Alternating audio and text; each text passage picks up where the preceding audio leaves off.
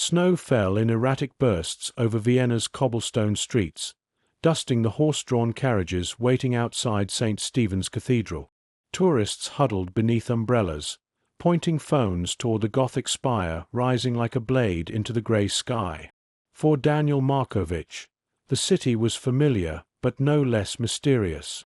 A Bosnian-born translator in his mid-30s, he had lived here for a decade, yet Vienna still found ways to unsettle him, especially at night, when the alleys twisted into shadows and the Danube wind cut sharp as glass. That Thursday evening, he was waiting for Lena in the Café Central, the old literary haunt where Freud, Trotsky, and Zweig had once sat with coffee and arguments. The marble columns and vaulted ceilings radiated grandeur, but Daniel was restless. Lena was never late. They had planned to meet at 7 to review notes for a client. By 8, Daniel's cappuccino had cooled to sludge. He sent her another message, "Wo bist du?" then tried calling. The line rang and rang until it cut to silence. His unease sharpened when he remembered her last text earlier that afternoon. "We need to talk.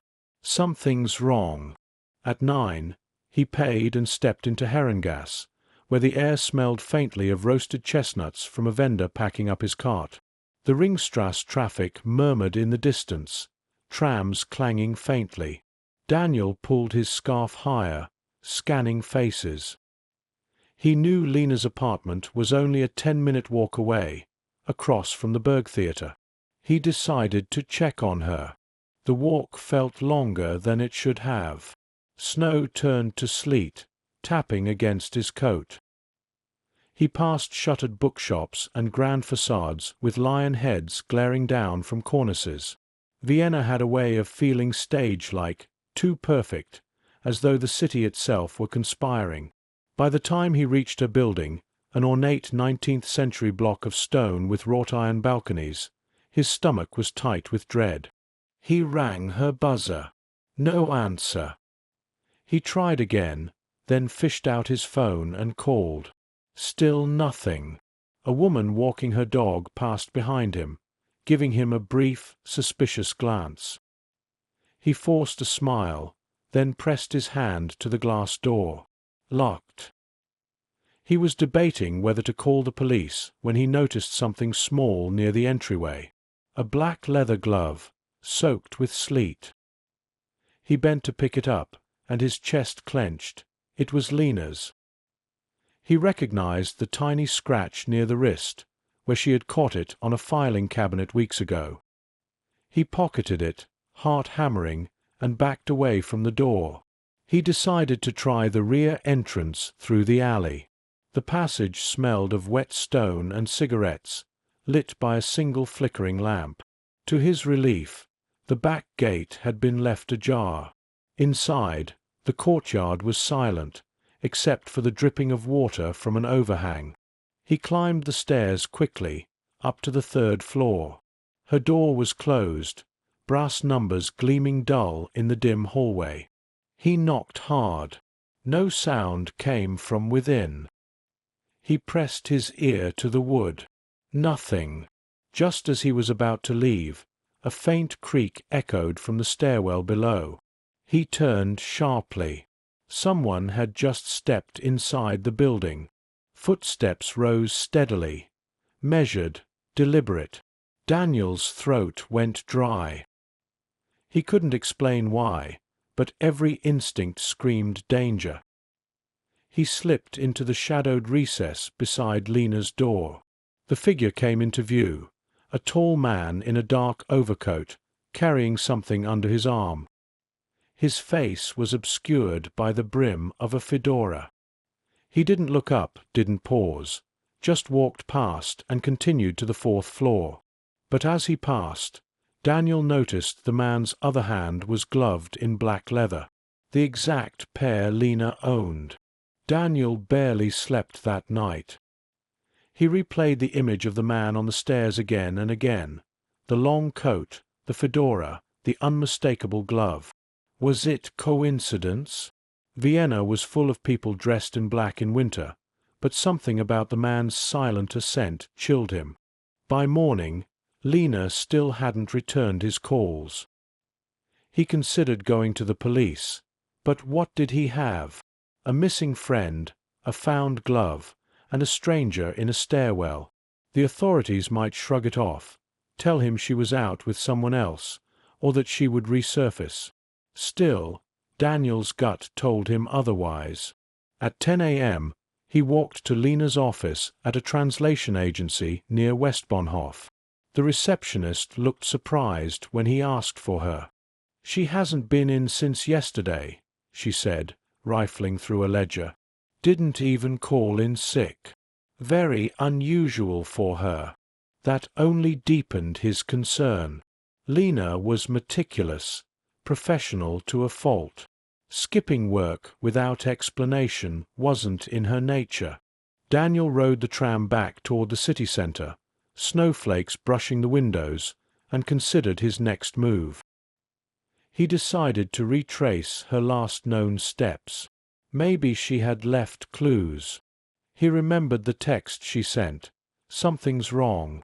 But what? First, he returned to Café Central.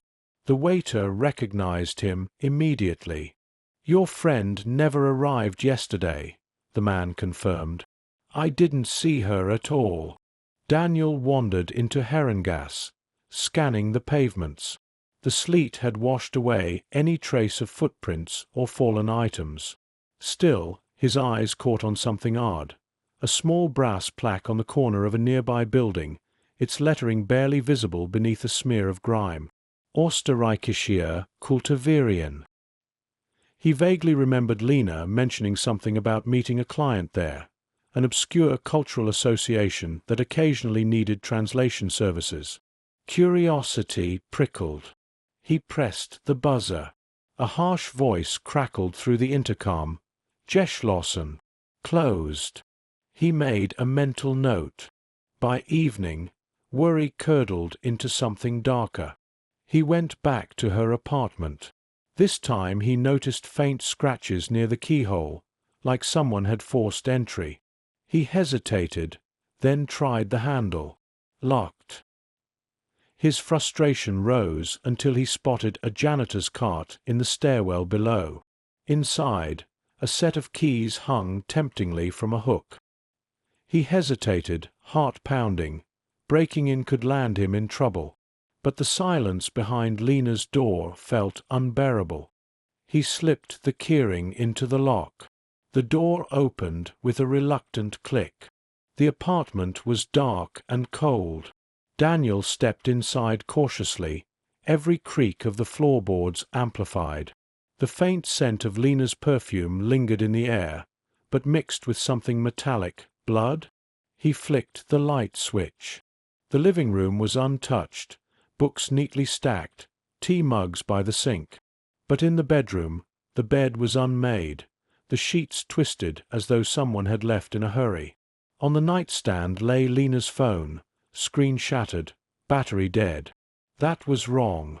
She never left without it. Then his eyes caught a smear of dark brown near the floorboards. He knelt. Dried blood. Not much, but enough to make his chest seize. He backed into the hallway, fumbling for his phone. He needed to call the police now. But before he could, a sharp noise echoed from the courtyard outside. A gate slamming. He rushed to the window, pulling aside the curtain. Below, a black car idled by the entrance, exhaust fogging in the cold.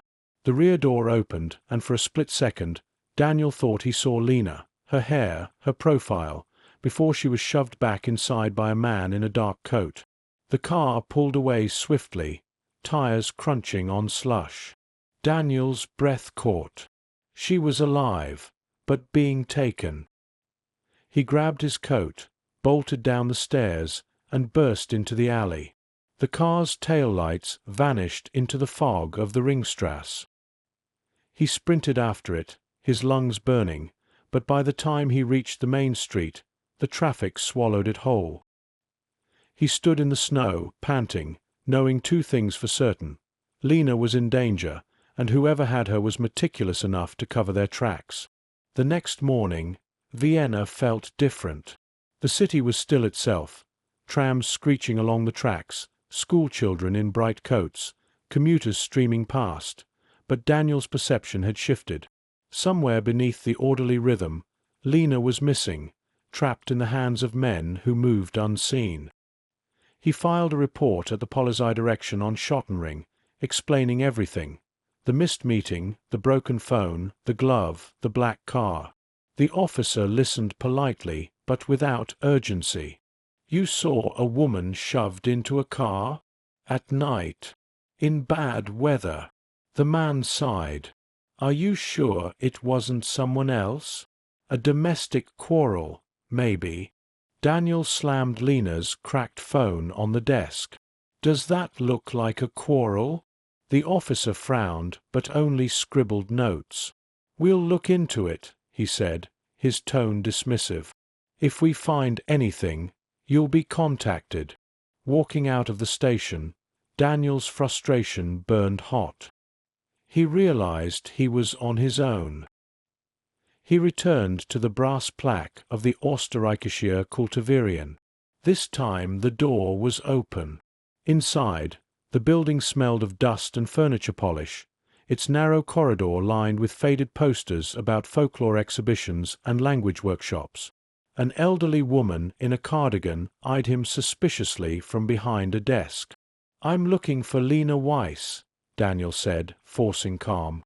"She mentioned working with your association." The woman's face tightened. "I don't know anyone by that name," she replied quickly, before shuffling papers. Her tone was too defensive. Daniel left, but not before noticing a locked office door at the end of the corridor, marked with no name. From inside came the faint scrape of movement. That night he hardly ate.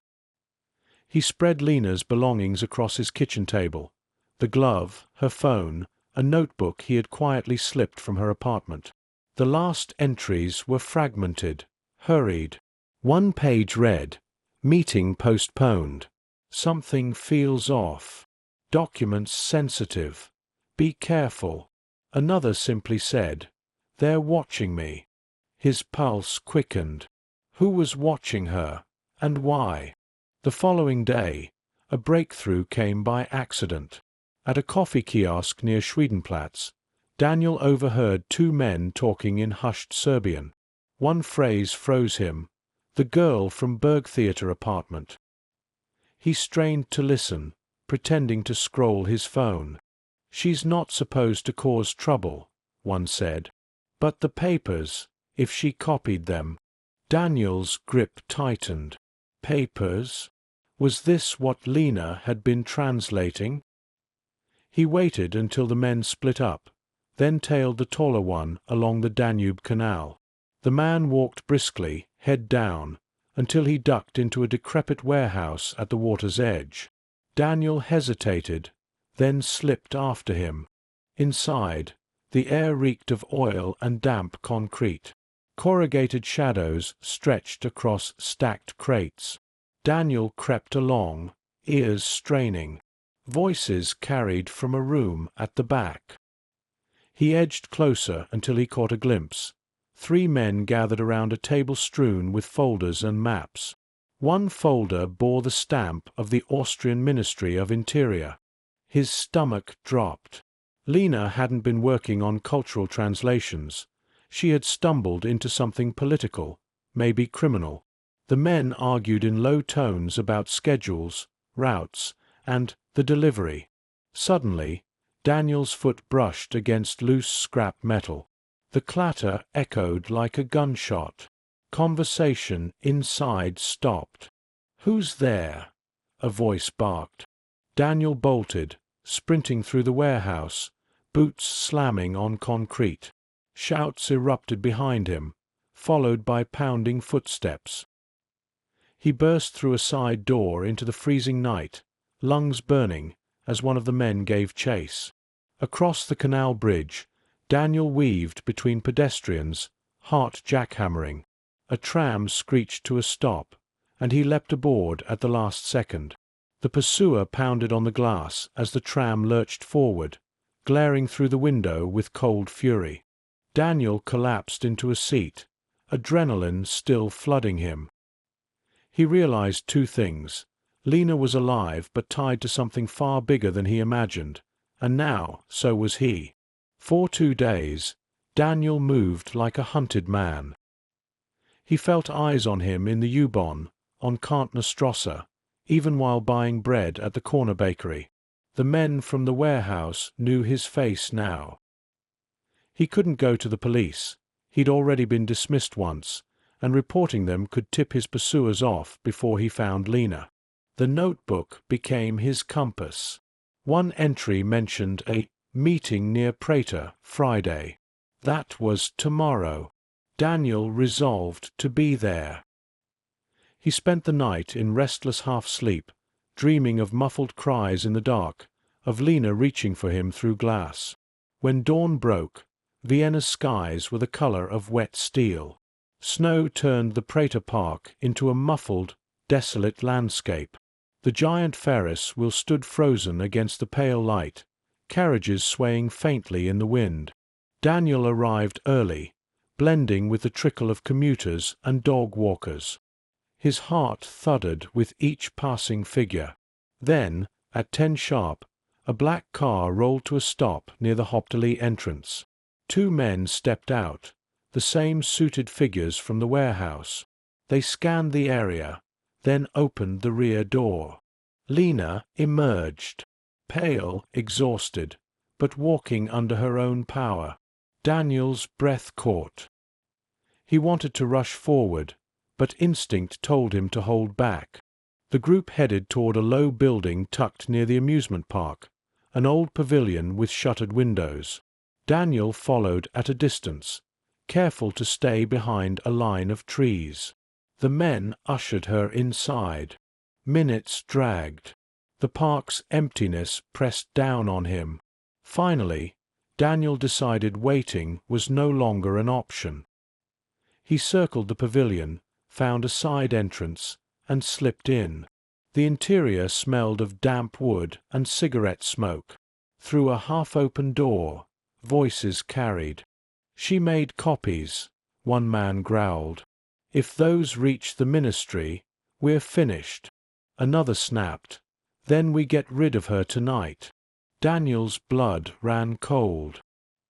He nudged the door, and through the crack saw Lena tied to a chair, defiant despite her fear. A folder lay on the table beside her, papers spilling out, documents stamped with government seals. Adrenaline surged. He scanned the room.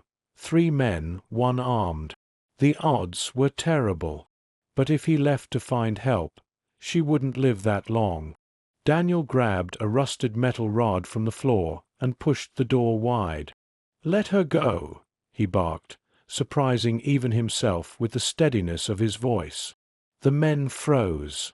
One lunged toward him, but Daniel swung the rod with desperate force, catching him across the shoulder. Chaos erupted. The armed man raised his pistol. Lena kicked the table, sending papers flying and knocking his aim off balance. Daniel charged, slamming the rod into the gunman's wrist. The pistol clattered to the ground. Lena shouted, "Daniel, behind you!" He turned just as another assailant grabbed him in a chokehold. Spots danced before his eyes, but he twisted, ramming his elbow back. The man loosened his grip, and Daniel shoved him into the wall. In the scramble, Lena wriggled free of her ropes, grabbing the pistol. Her hands shook, but she held it steady. "Enough," she said, voice ragged but resolute. The remaining men froze. Daniel staggered to her side, chest heaving. Together, they backed toward the exit. Outside, sirens wailed. For a heartbeat, Daniel thought it was over, that the men had called reinforcements. But the sound grew louder, closer. Police vans screeched to a stop at the park entrance. Armed officers poured out, weapons raised. The suited men bolted in all directions, but the police closed in swiftly, tackling them to the ground. An officer approached Lena and Daniel. "We've been tracking this group for months," he said. "Illegal arms trade, smuggling classified files. Your friend stumbled onto something very dangerous." Lena sagged against Daniel, trembling with relief. He put an arm around her, steadying her. As the suspects were hauled into vans, the officer gave Daniel a measured look. "You're lucky you survived. Next time, call us sooner." Daniel almost laughed, exhaustion collapsing over him. "I did," he muttered. The Ferris wheel loomed above them, turning slowly now as if nothing had happened, as Vienna carried on, its secrets hidden again beneath snow, stone, and silence.